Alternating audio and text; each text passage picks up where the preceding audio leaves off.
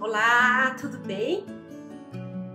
Eu sou Juliana Algodual e estou muito grata, feliz e satisfeita por ter sido convidada para compor a virada vocal pelo Departamento de Voz da Sociedade Brasileira de Fonoaudiologia.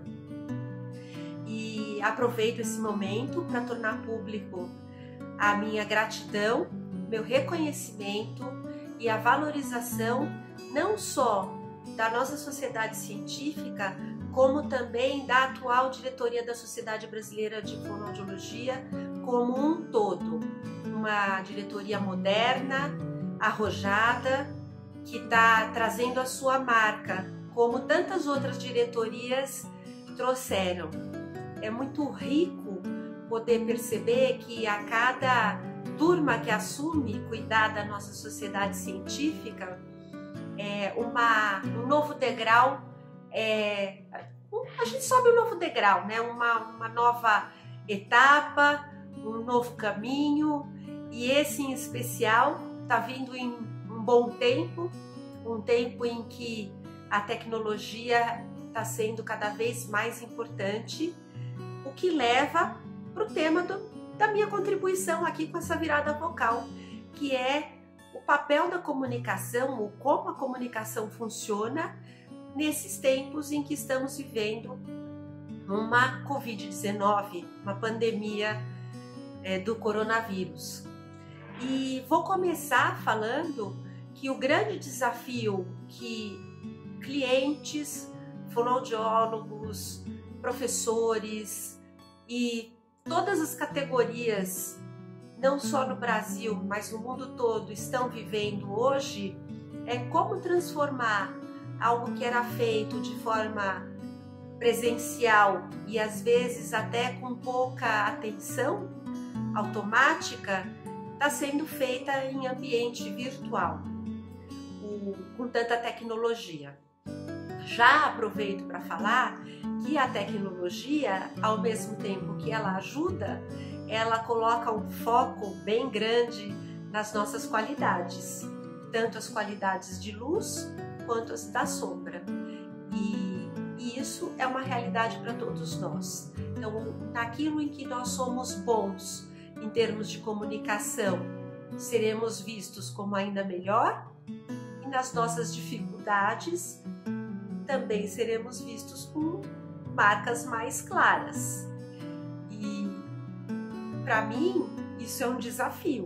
Quem me conhece sabe que gravar vídeo, que expor é algo que eu tenho pouco conforto. Eu cuido muito, eu protejo muito os meus clientes, as empresas para as quais eu presto serviço. Eu realmente não gosto de divulgar. Acho que isso é uma marca do meu trabalho, a confidencialidade, e compõe com o tipo de trabalho que eu faço. Se eu estivesse trabalhando num outro mercado, talvez eu tivesse mais necessidade e possibilidade, e talvez até fosse importante que eu divulgasse. Então, falar aqui para vocês já está sendo um desafio. E como parte da minha contribuição, e o primeiro tópico que eu tenho orientado para que as comunicações sejam eficientes em webinars, lives e reuniões virtuais nesse momento, é ter um roteiro. E o meu roteiro está aqui do meu lado, em letras garrafais. Eventualmente eu vou olhar para a tela do meu notebook para poder seguir o fluxo de raciocínio e ser mais eficiente na minha comunicação com vocês. Poder de fato trazer estratégias, reflexões, caminhos que todos possam usar e se aproveitar e se beneficiar deles, né? Isso é uma questão que é muito importante para mim, compartilhar conhecimento. Eu gosto de compartilhar, e se alguém, depois que terminar de ver a minha participação na virada vocal, tiver dúvida, deixo totalmente disponível o contato em qualquer mídia social minha para me fazer perguntas, que é esse momento de esclarecer as dúvidas, né? Não tem momento mais propício. A comunicação começa pelo ambiente onde nós vamos falar.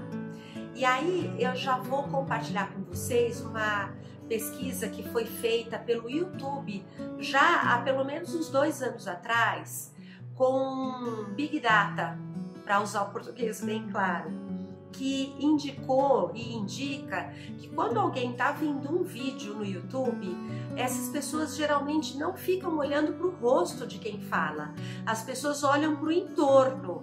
Então, se eu quero que a minha imagem naquela reunião, naquele webinar, naquela live, seja coerente com a imagem que eu tenho para o mercado que eu quero, para o qual eu estou me dirigindo, é importante que eu esteja em um ambiente que me represente. Eu estou aqui no escritório da minha casa, que é o meu escritório. O segundo ponto que é importante é a minha aparência. Hoje, quando eu estou trabalhando em home office, eu e todas as pessoas com quem eu tenho me relacionado em vários mercados, seja financeiro, seja indústria farmacêutica, no varejo, vários têm usado roupas que são um intermediário entre o totalmente caseiro, tipo, tô em casa no final de semana, e o totalmente profissional, mais perto do profissional. Então eu tô aqui com uma roupa que é uma roupa que fica mais próxima do que seria a roupa que eu usaria no ambiente profissional do que da roupa que eu usaria no ambiente de casa, no dia a dia de casa. E aí já cabe uma outra questão. Eu tenho notado nas minhas reuniões, nos trabalhos que eu tenho feito e nas queixas dos meus clientes, que aumentou muito a questão do conflito. Porque antes, quando você está no ambiente profissional, você usa uma fala de trabalho, então você usa aquela comunicação mais formal, mais cuidada, mais direcionada para aquele público, e daí você tem um tempo de trânsito, não o trânsito parado da cidade de São Paulo, mas um tempo de deslocamento entre o seu ambiente profissional e o seu ambiente de casa. E quando você está nesse deslocamento, geralmente nós nos desligamos em termos de comunicação, da comunicação que eu vou chamar de formal para comunicação informal, que é a comunicação que a gente usa em casa para falar de home office, né, para ficar dentro desse caminho. E hoje as pessoas não têm tido esse tempo de deslocamento. Então eu estou no meu escritório trabalhando, eu sempre trabalhei 14, 15 horas, e daí eu saio do meu escritório, ando 2, 3 passos, estou na cozinha, ou estou na sala, ou ando mais, e estou no ambiente da minha casa. E não desligo de um e de outro, e isso às vezes tem dado mal entendido. Então procura fazer algum ritual para separar o horário do trabalho, ou ter rotina, né? Todas as pessoas estão falando sobre isso. É importante ter rotina, separar o trabalho da casa, mesmo em home office. Além da comunicação desses pontos que eu trouxe, um outro ponto que eu trago para vocês é uma pesquisa que a Forbes fez, que deve ter sido publicada há umas 3 semanas atrás. Então a gente está aqui na segunda semana de abril praticamente, pensa meados de março de 2020, final de março de 2020, falando sobre a realização de reuniões virtuais, ou seja, não sou eu e uma pessoa, mas sou eu e 2, ou 3, ou 10, ou 20, ou 100, ou enfim, o número que vocês quiserem. Quando você está numa reunião virtual que tem muitas pessoas, o que é sugerido pela Forbes, e que de fato depois eu comecei a sugerir para os meus clientes, e eles têm notado a diferença até na produtividade das reuniões, é pedir para que as câmeras de todas as pessoas que estão naquela reunião sejam abertas. É claro que eu sei que nem sempre a internet permite câmeras e microfones abertos.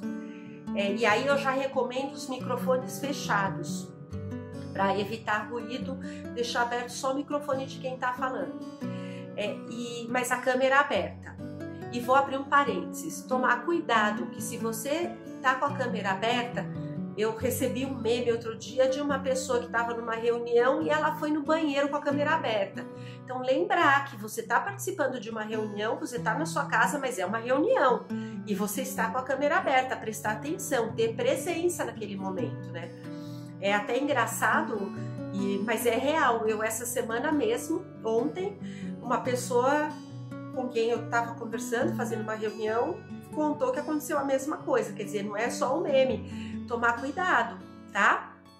Isso é bem importante.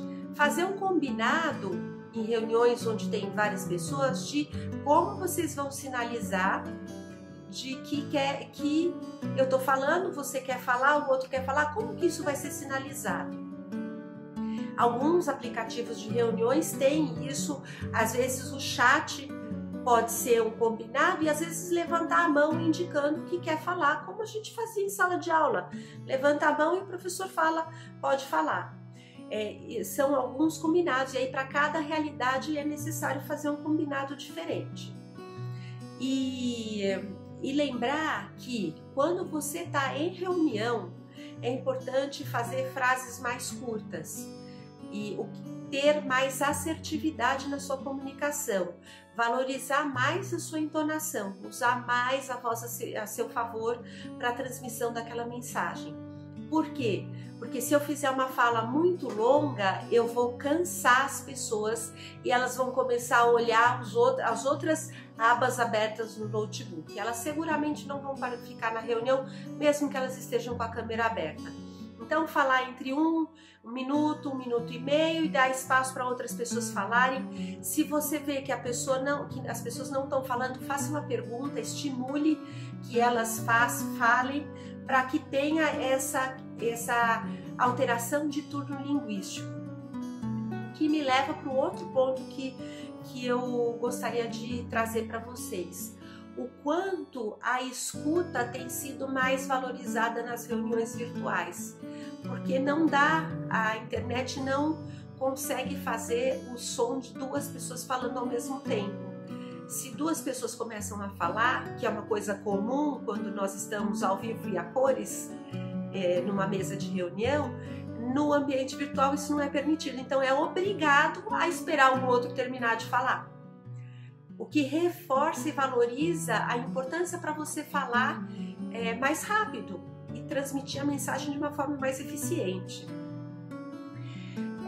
Um outro ponto, se você considera que o seu gesto das suas mãos, da expressão facial, um ou outro é mais importante, então você deve se afastar para mostrar as mãos ou aproximar para mostrar mais a expressão facial ou ficar no intermediário, que é a opção que eu fiz aqui para gravar esse vídeo.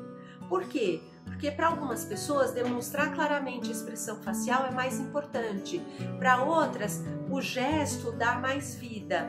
Então, ter o equilíbrio entre um e outro ou adaptar de acordo com o tipo de reunião que nós estamos fazendo. Lembrando que hoje nós temos happy hour virtual, café virtual, almoço virtual, bate-papo virtual, festa de aniversário virtual, e cada uma dessas relações também requerem um estilo de comunicação diferente. Se eu estou no profissional, se eu estou no pessoal formal, pessoal informal, enfim, ajustes têm que ser feitos, né? Uma outra coisa que está aqui na minha listinha para falar para vocês é sobre as dores que as pessoas estão tendo em termos de gravação de vídeo. As pessoas não têm hábito de gravar vídeo, então essas orientações todas que eu tô dando, eu passo para essas pessoas, e o que eu tenho observado é muita atenção. Então, um exercício que eu tenho recomendado e que eu fiz hoje para gravar esse vídeo e que vários dos meus clientes têm feito, tem uma pesquisadora que se chama Amy Cuddy, que tem a Power Pose, que ela recomenda, né, a posição de poder, que é recomendada, mas para o ambiente virtual eu tenho recomendado a meditação. Existem meditações que são mais ativas, que dão mais energia, que estimulam o movimento, e tem meditações mais introspectivas, mais relaxantes. Então é você escolher para aquele momento que tipo de meditação vai te trazer mais presença para aquela situação que você está vivendo. Seja uma reunião, hoje em dia também uma coisa que tem acontecido infelizmente e muito dolorida, principalmente para alguns diretores de RH com os quais eu tenho conversado, é fazer a demissão por meio virtual. Isso tem sido uma situação infelizmente muito presente pelo momento que nós estamos vivendo e que tem trazido mais dor para o falante, ou seja, para quem demite, do que para quem é demitido. Porque é difícil você transmitir, dentro desse contexto todo que nós estamos vivendo, algo de positivo numa demissão, né? Onde não tem previsibilidade do que vai acontecer daqui uma semana, daqui duas, ou daqui um mês, o que vai acontecer com a economia do país, enfim, quando tudo é muito imprevisível. E aí a minha recomendação para essas situações é sempre ter autenticidade e aí trazer para vós um pouco mais de leveza, trazer mais emoção para a entonação de voz, procurar demonstrar mais claramente pela voz que você tem que você está abraçando aquela pessoa virtualmente, que você está de fato sofrendo com aquela situação, se isso for uma verdade para você, né? Então é importante pensar que as emoções elas estão muito exacerbadas, né? E aí me lembro de um outro ponto que também eu tenho sugerido em termos de como fazer a comunicação de forma mais eficiente nesse momento, é não deixar dúvidas. Se você tem dúvidas sobre alguma coisa, faça perguntas. As pessoas querem ter mais clareza, elas também não estão sabendo como lidar. Então, se eu não sei como lidar e você não sabe como lidar, e nem você me pergunta a sua dúvida, e nem eu abro espaço para te deixar esclarecer a dúvida, aquilo vai ficar um mal entendido e pode ser prejudicial no futuro.